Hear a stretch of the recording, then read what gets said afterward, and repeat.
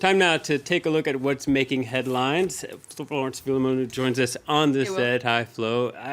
It's a top story in the news, top story for you. Donald Trump making a lot of headlines here in France as well. That's right, certainly dominating the front pages today. Let's start with Libération, sums things up quite well. C'est parti, here we go. That's what Libération says on the front page. You can see a photo of a very windy-looking Donald Trump there, but don't be fooled. Libération is not excited, despite that exclamation mark. If you take a look at their editorial, you'll see they're talking about a nightmare. That's what their the title of their editorial is today. But this is a nightmare you can't wake up from, says Libération. And the first line, the first sentence of this editorial is quite evocative of what they think. We feel a trickle of cold sweat running down our spine when we imagine Barack Obama handing over that briefcase with the nuclear codes to Donald Trump. The only thing that we can predict about the Trump presidency is it's going to be very unpredictable. And that's a theme that a lot of papers are also picking up. The very nature of the Trump presidency and what lies ahead. That's right. La Croix, the Catholic paper, is saying this is a presidency with many unknowns. Never before have there been so many unanswered questions about a U.S. president headed to the White House. Now, there's so many of these unanswered questions. La Croix has boiled it down to 10 questions. Now, just to give you an idea, for instance, is he going to stay Trump? What are his priorities? For instance, what's going to happen with Russia? What's going to happen with China? What's going to happen with Europe?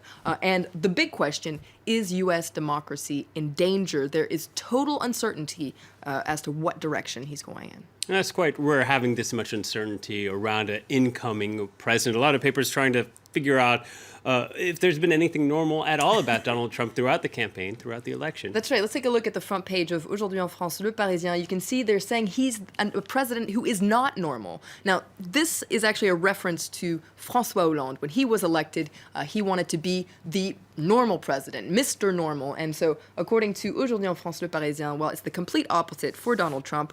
After being the most unexpected candidate, he's taking command of the United States, and he's the most unexpected, unpredictable president. Essentially, Le Parisien says, from now on, anything can happen. We're playing with a new deck of cards, and this is bad news for France, according to Aujourd'hui en France, Le Parisien.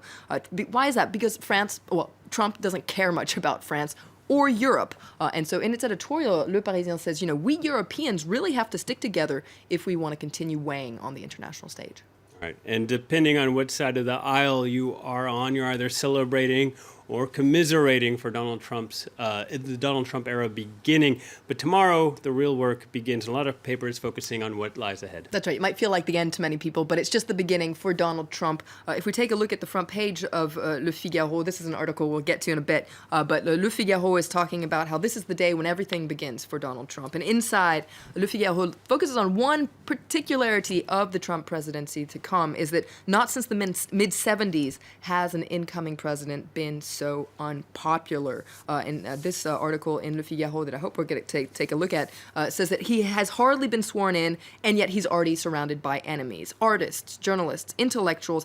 Le Figaro describes this climate of hate that's surrounding the new president, and this is also unusual for an incoming president in the States. Yeah, that's right. Now, it's not all about Donald Trump and the U.S. Here in France, the third and final TV debate for France's mainstream left parties, and a lot of papers trying to look at how the reaction has been to this debate. That's right. Well, so far, it must be said, the papers haven't been really that impressed with the two previous debates. They were considered a little bit boring.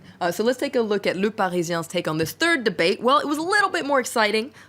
These 7 candidates had obviously done their homework, but it still wasn't that thrilling. You can see, pas enthousiasmant, according to Le Parisien. Yeah, and like the previous debates, Le Parisien also handing out grades on the candidates. So who do they say won? Well, this is a really interesting theme that Le Parisien has done for every debate in this left-wing primary, but also for the conservative primary. They grade the candidates according to 5 criteria. So you have precision, style, respectfulness, combativeness, and who had the best zinger. Well, you can see here these grades. Well, Manuel Valls and Arnaud Montebourg came in first, 7 out of 10 points, but close behind them was Benoît Hamon, 6.5 points. He's seen as being the front runner. He was really the punching bag in the debate last night. But let's end with a word on sailing, because a Frenchman just won the Vendée Globe, beating the record, and he is really the hero. Let's take a look at L'équipe here. He's the hero of the day. You can see him here, Armel Lecléache.